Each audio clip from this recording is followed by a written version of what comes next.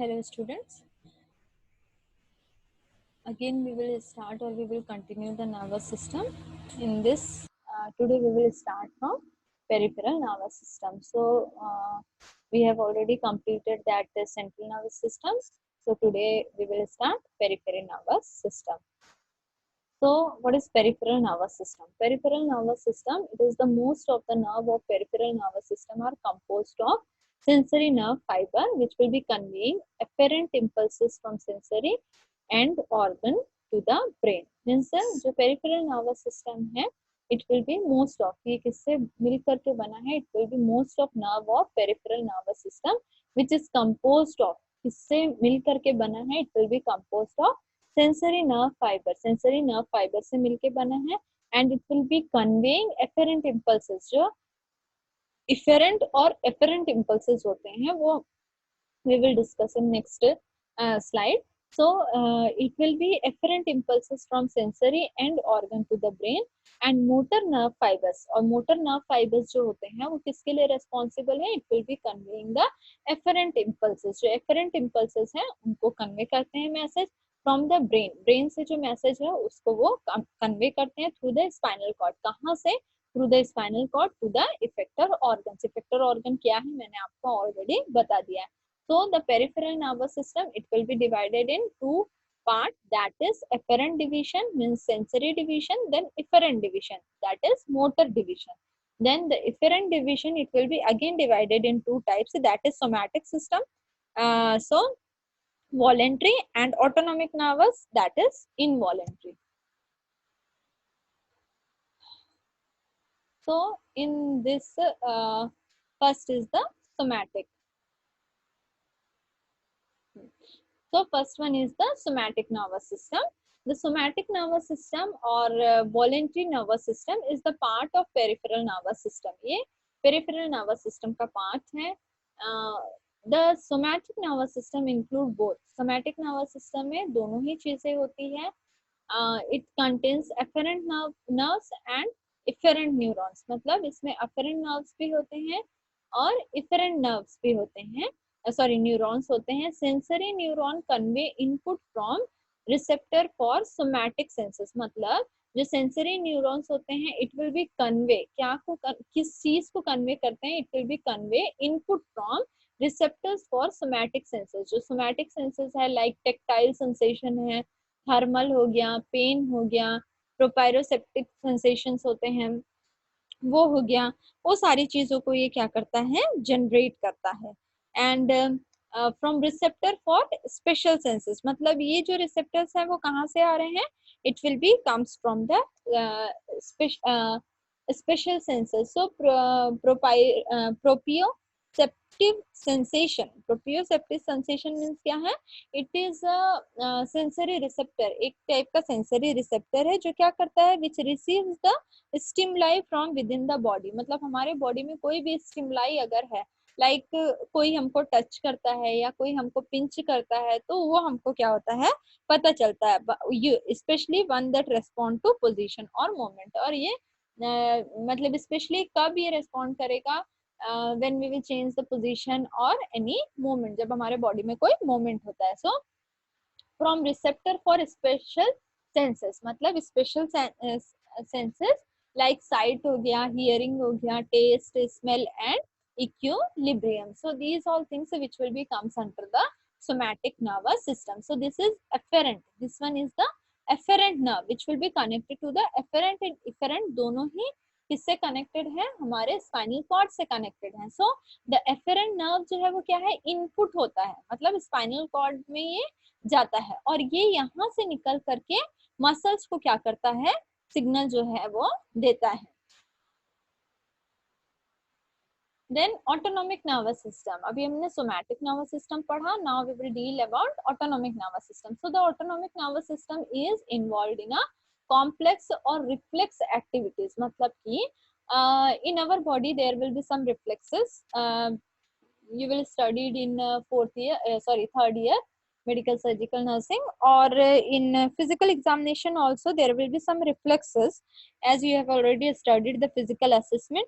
In that there will be some reflexes present. So the autonomic nervous system which will be responsible for some reflex activity which depend on sensory input to the brain, जो किस पर depend करता है, हमारे जो sensory input of brain है या फिर spinal cord है, and on motor output, मतलब sensory input अभी हमने देखा input means क्या है inside और output means outside, so it will be depends on sensory input to the brain or spinal cord and motor output from brain or spinal cord. The majority of the organs of the body are supplied by both, मतलब हमारे body में जितने भी organs है, majority of the organs of the body are supplied by both, मतलब sympathetic और parasympathetic जो nerves हैं which have opposite effect, मतलब पैरासिम्पैथेटिक और जो सिंपैथेटिक जो नर्व्स होते हैं they have a opposite function or opposite effect that are finally balanced to ensure the optimum functioning of the organ. और ये मतलब opposite क्यों है, because they are opposite effect they that are finally, मतलब ये finally क्या करते हैं हमारे बॉडी में जो ऑर्गन्स है उनके फंक्शन को बैलेंस करके रखते हैं, जैसे हार्ट रेट इंक्रीज हुआ तो उसको डिक्रीज करेगा, मतलब ये ऐसे ये मेंटेन करके रखते हैं सिंपैथेटिक और parasympathetic. Then autonomic nervous system. The autonomic nervous system is a complex set of neurons that mediate internal homeostasis without conscious intervention. Means जो autonomic nervous system है, the autonomic nervous system is a complex set, मतलब ये एक type का complex set है. किसका set है? It is a complex set of this neurons का क्या है, कॉम्प्लेक्स सेट होता है. And in this it that mediate, ये क्या मीडिएट करता है हमारे बॉडी में जो इंटरनल होम्योस्टेसिस है. Homeostasis I have already told you, but again I will explain about this homeostasis. This it is the tendency towards relatively stable equilibrium, मतलब ये क्या है, एक टेंडेंसी है जो हमारे बॉडी में जो इक्विलिब्रियम है उसको क्या करके रखती है, मेंटेन करके रखती है between interdependent elements, specially on physiological, और जो फिजियोलॉजिकल जो प्रोसेस है मेंटेन बाय फिजियोलॉजिकल प्रोसेस, उसको ये मेंटेन करके रखती विदाउट कॉन्शियस इंटरवेंशन और वॉलेंट्री कंट्रोल, मतलब बिना कॉन्शियस इंटरवेंशन और वॉलेंट्री कंट्रोल के it will be mediate the internal homeostasis. The autonomic nervous system maintains blood pressure. Autonomic nervous system का काम क्या है? It will be maintains the blood pressure, it regulate the rate of breathing, it influences digestion, urination and modulate sexual arousal. Means the ANS which will be maintains the blood pressure को maintain करता है, regulate the rate of breathing का जो rate है उसको maintain करके रखता है. हमने पहले ही देखा है the means level of the blood pressure, the normal blood pressure which will be 120/80, मतलब इसको कौन maintain करता है?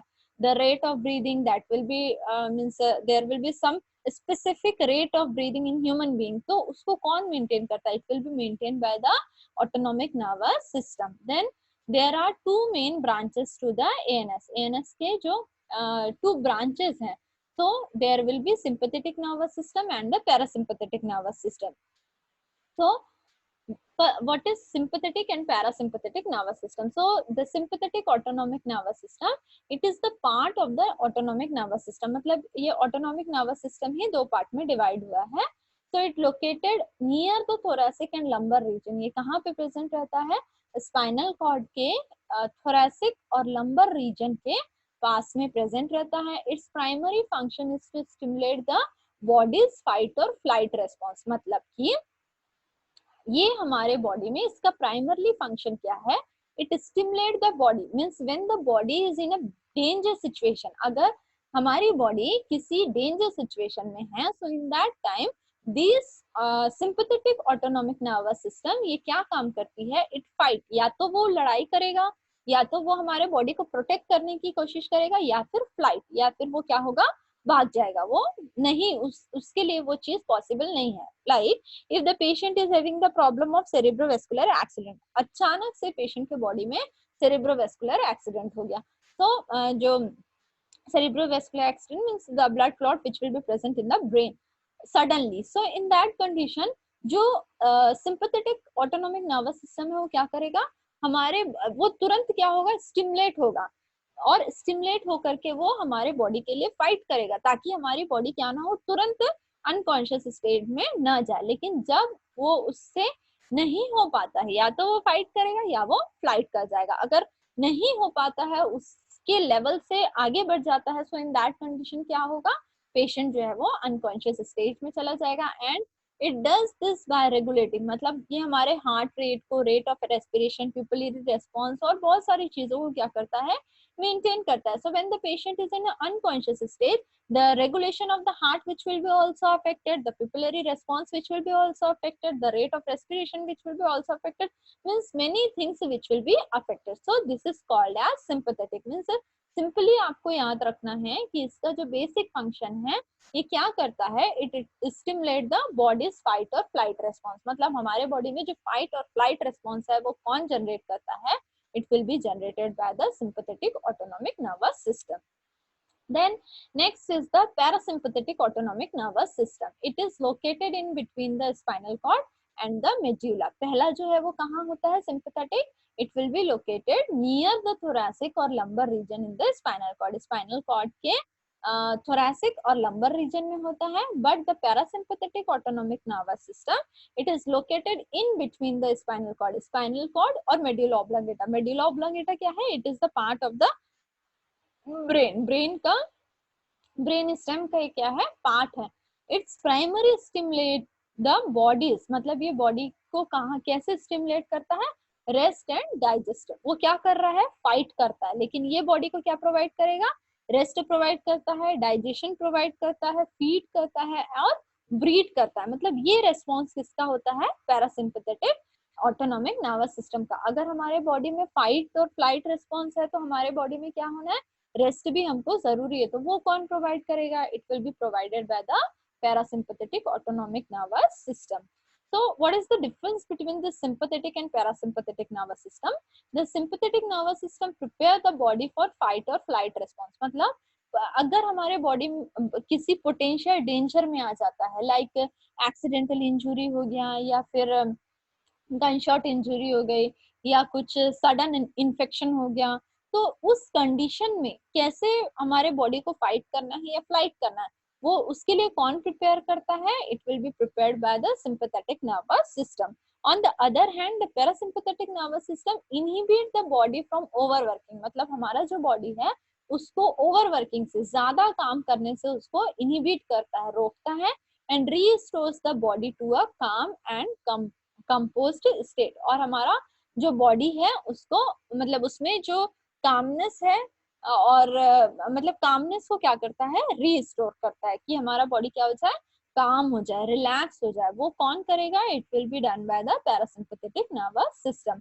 The difference between the sympathetic and parasympathetic nervous system are differentiated based on the way of body response. मतलब ये किस पर based रहता है, it will be based upon the body response. मतलब हमारा बॉडी एनवायरमेंटल स्टिमुलाई के अकॉर्डिंग कैसे रेस्पॉन्स कर रहा है, उस पर वो क्या करता है, डिपेंड करता है. जैसे अगर पोटेंशियल डेंजर में है तब उसको क्या करना है, या फिर अगर हम ओवरवर्क कर रहे हैं तो हमारे बॉडी को रिलैक्सेशन चाहिए, हमारा बॉडी काम होना चाहिए. तो जब हम कुछ ऐसे एक्सटर्नल स्टिमुलाई जो है हमारे बॉडी को इफेक्ट करते हैं, so in that time the sympathetic और parasympathetic nervous system they will work for our body. Then this is the difference between parasympathetic और sympathetic nervous system. So parasympathetic that is constrict pupil. Pupil को क्या करता है, constrict करता है, and it stimulate the saliva. Saliva को क्या करेगा, stimulate करता है ना.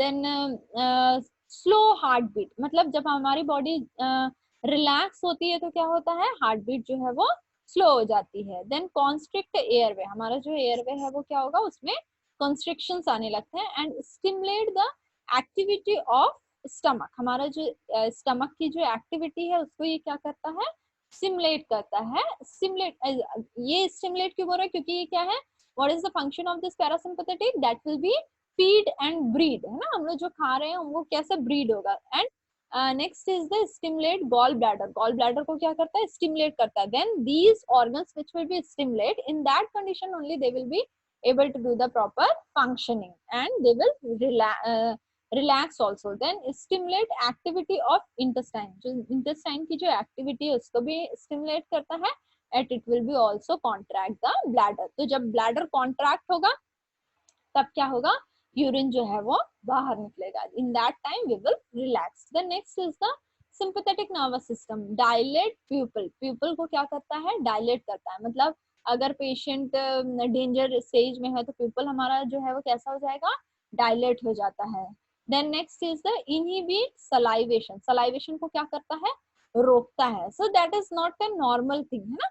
ये कब होगा, जब पेशेंट डेंजर जोन में है ना, डेंजर स्टेज में, कोई एक्सटर्नल स्टिमुलाई हुआ, इंक्रीज हार्ट रेट, कुछ एक्सीडेंट हुआ, कुछ ऐसा हुआ, तो ये क्या होगा, heart rate which will be increase. Then relax airway, then it will be inhibit the activity of stomach. Stomach की जो एक्टिविटी है उसको क्या करता है, रोकता है। It inhibit the gall bladder, gall bladder को रोकता है। Then inhibit activity of intestine, secrete epinephrine and norepinephrine and relax the bladder। और bladder को क्या करता है, रिलैक्स करता है।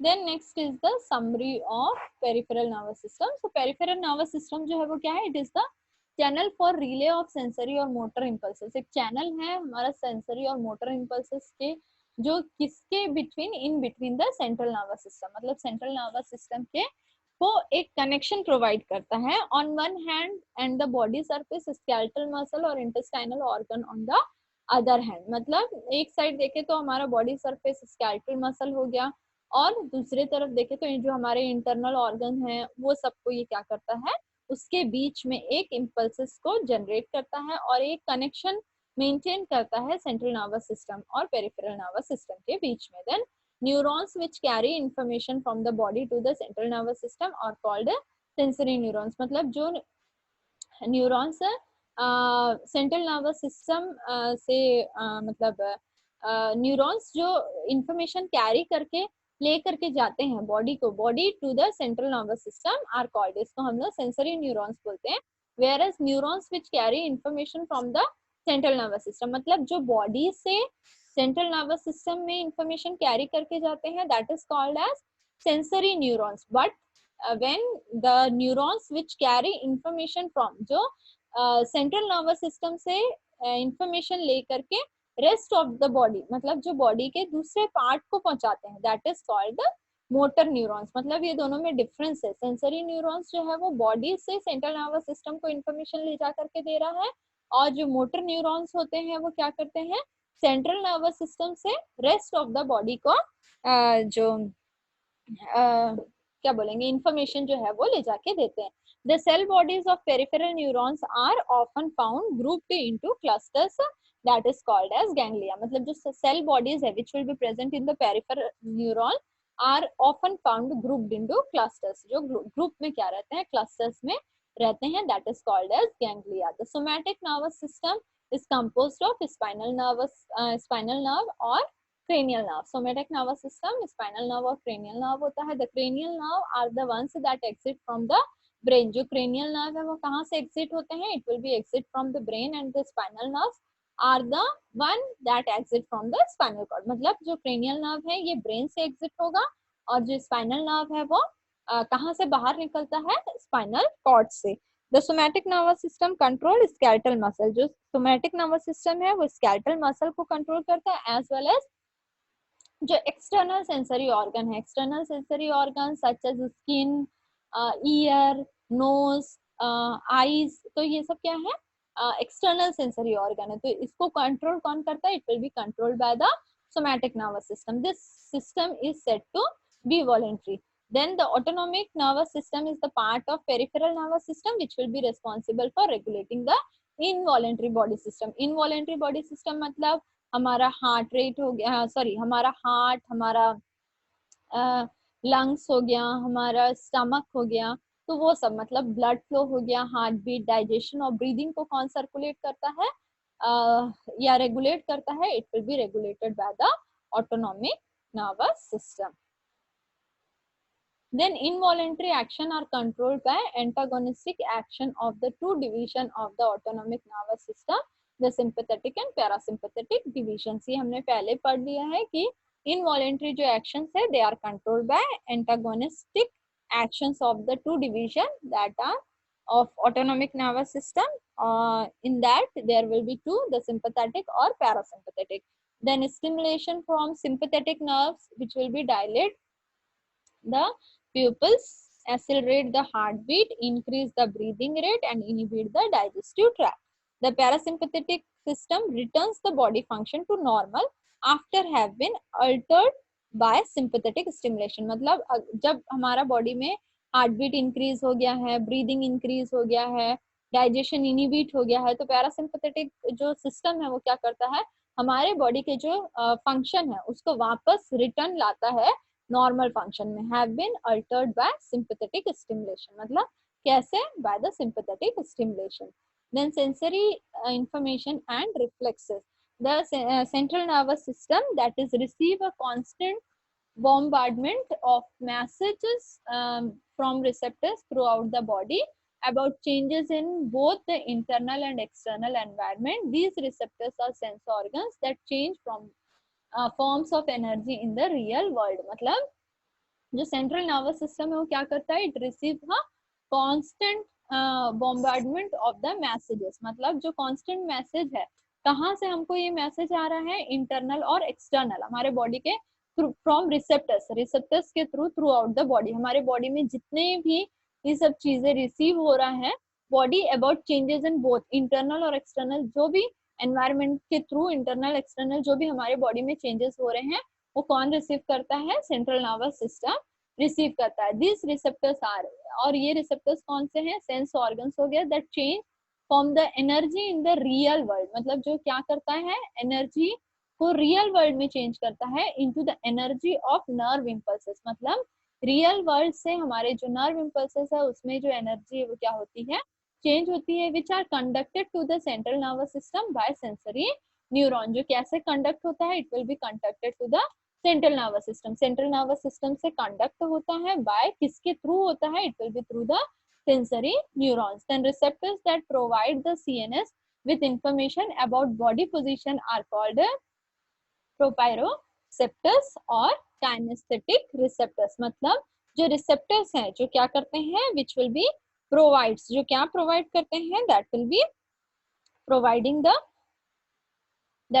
provide the central nervous system information. जो central nervous system है उसमें जो information provide करते हैं about body position, मतलब हमारा जो body position है उसके लिए, that are called as proprioceptors और kinesthetic receptors. ठीक है, proprioceptors मैंने पहले बताया, it is a sensory receptor. एक sensory receptor है which receive stimuli from within the body. मतलब वो क्या करता है, रिसीव करता है. हमारे बॉडी में अगर कोई भी स्टिमुलाई होता है फ्रॉम द एनवायरमेंट और from any other person, so it will B receive stimuli within the body, especially one that responds to position. और ये किस पर डिपेंड करता है, it will be depend upon the position or movement.